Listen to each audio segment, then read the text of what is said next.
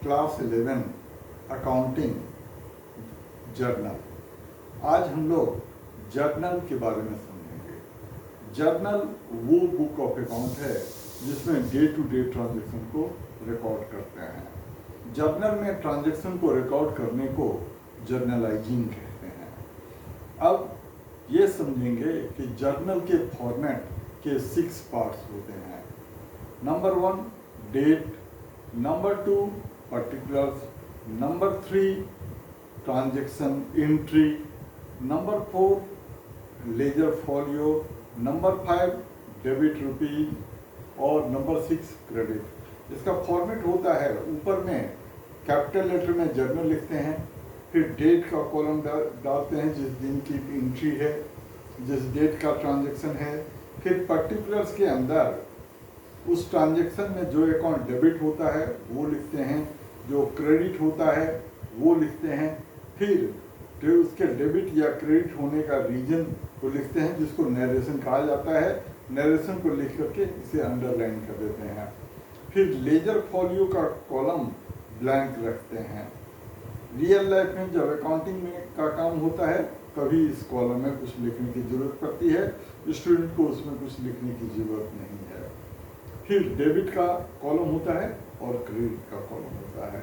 ये जर्नल जो होते हैं 2 टाइप के होते हैं, सिंपल और कंपाउंड। सिंपल जर्नल एंट्री में डेबिट में और क्रेडिट में दोनों में एक एक आइटम ही इन्वॉल्व होते हैं, और कंपाउंड जर्नल एंट्री में डेबिट में या क्रेडिट में या दोनों में एक से ज़्यादा अकाउंट रिकॉर्ड किए जाते हैं।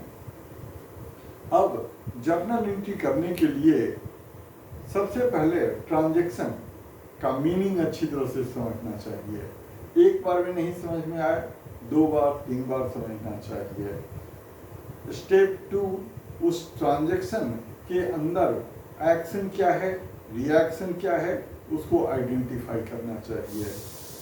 इसके बाद जो ट्रांजैक्शन, जो आइटम अफेक्ट हुए हैं उसका नेचर डिसाइड करते हैं।